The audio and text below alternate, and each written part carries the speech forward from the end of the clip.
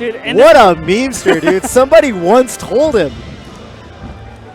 And this is what part of the experience of being at CEO is. No other major has a wrestling rink or openings like this. Yeah. Do you think SFAT's ready for this? So SFAT was definitely warming up with Prince Abu for the last hour and a half. So I hope so. This is kind of an interesting. So we were talking about how one of the coolest things about this top 8. So it's like, yeah, okay, I get it. We get it. Mango left and dropped out. The gods are not as in attendance as we were hoping they would be. Yeah. But kind of the cool thing here is that third, like, sure, HBox is the favorite, right? And then Mutaking's probably going to be second. Yeah. If we're betting men. 3rd through 8th is basically just like a crapshoot. And Mutaking's not even guaranteed to get second at this event. No, for sure. And as we've seen, even HBox, like HBox is looking very beatable this weekend. Like Zoo actually took HBox to last game, last stop. Pew U had a really close set with him. So like HBox is looking defeatable. I don't know. Maybe he's sleeping on the competition, which I now realize is a pun. It's all good. We love puns. Right. Right. So.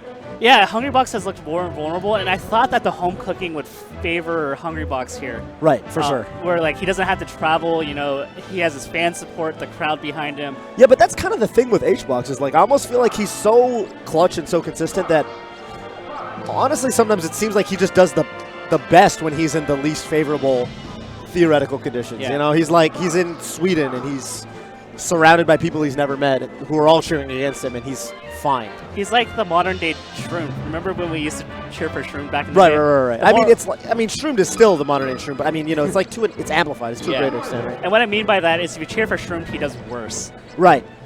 So maybe that's what's going on. I have no idea. But SFAT did run him extremely close last time these guys played. It was like SFAT had a 2-1 stock lead on the last game. Yes. And it's just been so close for SFAT against the gods. And they're going to go, I'm not sure if they're going to hand warmer it. They're going straight into this. All right, here we go. SFAT Hungrybox. And Hungrybox and SFAT were practicing all day today. Yeah. SFAT with Prince Abu. Hungrybox with Captain Punch? Yes. Is that okay?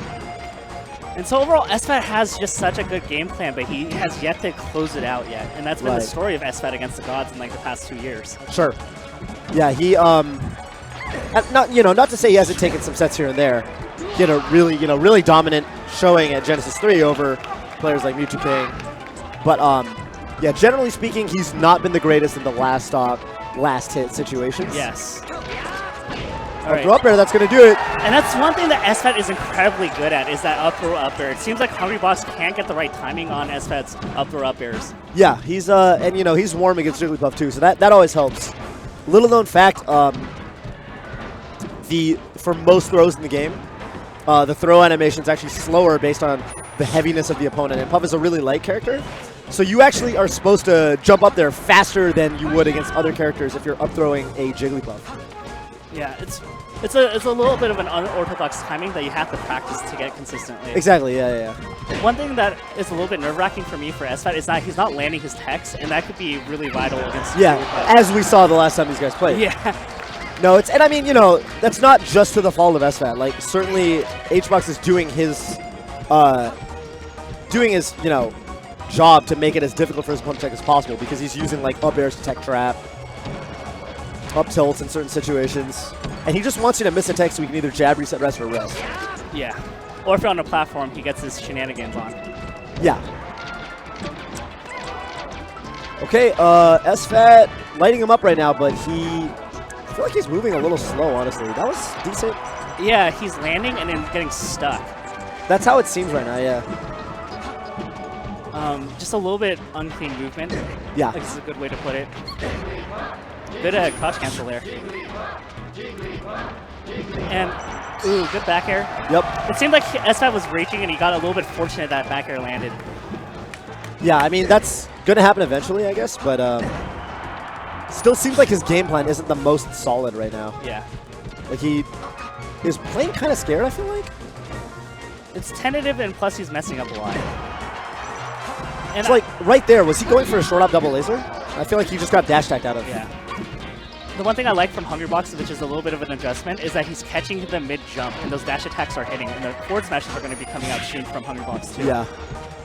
Yeah, those are actually brutalist. But even if you go for, like, you know, full jump, like low back air, which is a really, really strong tool from Fox to sort of, like, push the opponent away, you can get sniped by a forward smash on the way down, and it's really dangerous, especially if you're at high percent, because you're just going to die. And this is almost an even match despite the percentage discrepancy, because one up throw up air at this percent will kill Hungrybox. Yeah, no, absolutely. Like, if he plays his cards right, he gets the right opening, he can kill Jigglypuff at really low percents. But like we've seen from the stats, HBox usually does a really good job surviving to far higher percents than most Jigglypuffs. Yeah.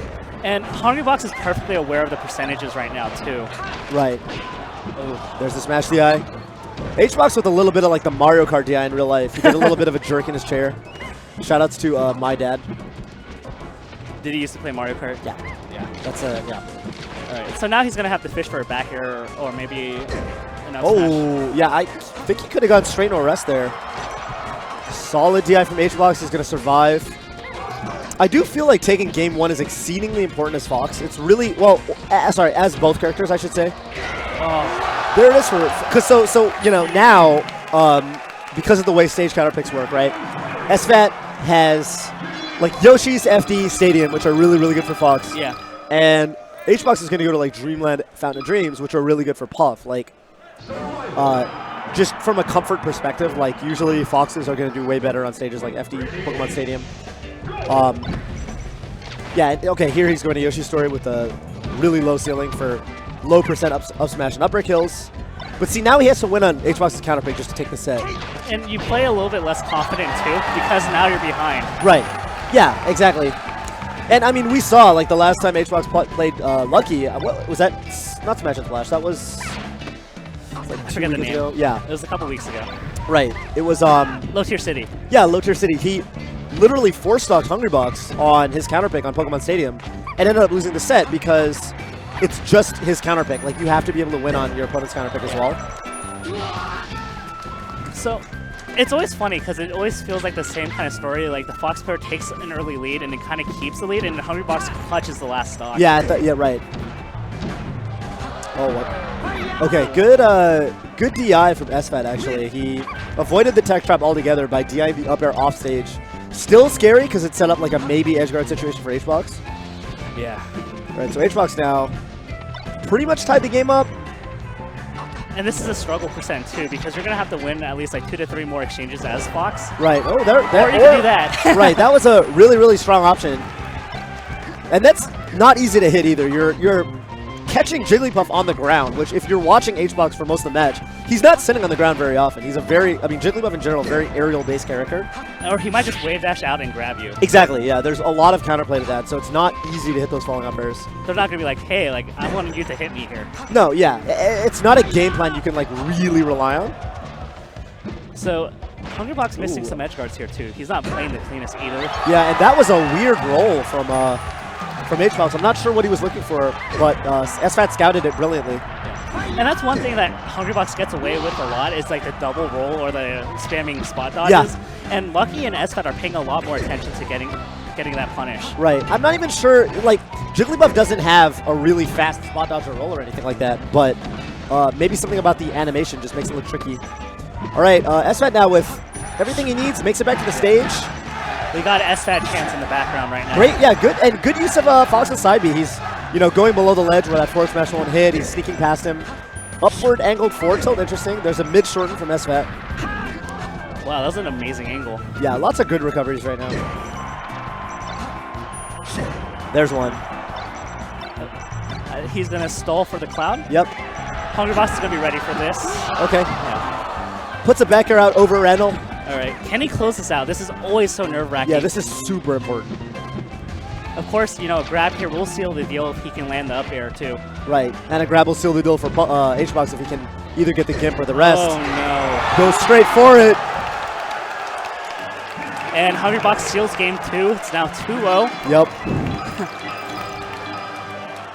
Another game where Hungrybox clutches it out, falling behind in the last game. Yeah, this is another, you know, if SFAT's trying to win the set, this is another stage that he's going to have to defeat HBox on that HBox is going to counterpick. Yeah. So say he wins on Yoshi's, it's, this is definitely an uphill battle. One thing I noticed, so when I was watching the Lucky set with Hungrybox, Lucky was doing an exceedingly good job. That's going to be the stock, I think, actually. Fully charged? Yeah. On Yoshi's story, yeah. That's a 2-stock swing. It is. That's a 2-stock swing. So Lucky was doing a really, really good job reading Hungrybox's rolls in these situations where he's got him grounded. And I've never seen any other Fox really exploit that to the same level as Lucky was. And I want to see more Foxes prey on that because Jigglypuff does not have the best out-of-shield game on the ground. He doesn't. No fast moves, no Nair. No secret peach nair out of shield, no shine out of shield. It's amazing how Hungrybox makes do with almost nothing in that kind of position. Right, spot dodges rolls. And I really feel like part of it is because he preys on his opponent's fear better than almost anyone else in the game. Well, you don't want to stand in front of Hungrybox either. It's kind of like playing Ice Timers. You just don't want to get grabbed. Right. Not as bad, but that's the thing. HBox makes it feel so terrifying. Like, because either you get off stage or you land on a platform or you just die. Right. Oh, wow. That's so huge for SFAT.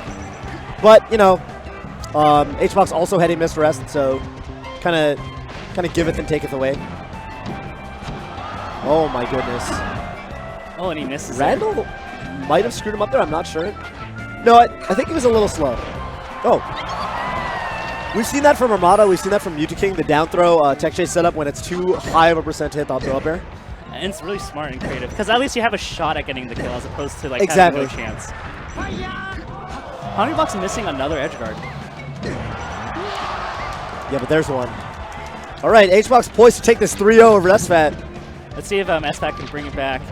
Not playing particularly well right now, and it seems like Hungrybox is kind of trying to stall right now at this point. A little bit, yeah. He's playing very confidently, and SFAT not so. All right. Just needs one up throw up air at this point, and he'll get the kill. Yeah. One thing that Hungrybox is adding a lot more is pound in neutral. Yeah. Up throw back air, not going for the up air. Not confident in maybe the running arc he got. Oh my goodness, the Shy Guys don't help either. There's a smash DI from HBox. Oh, no jump! He goes a little low, and that's a 3-0 for Hungrybox over SFAT. Hungrybox shakes his fist at the crowd triumphantly.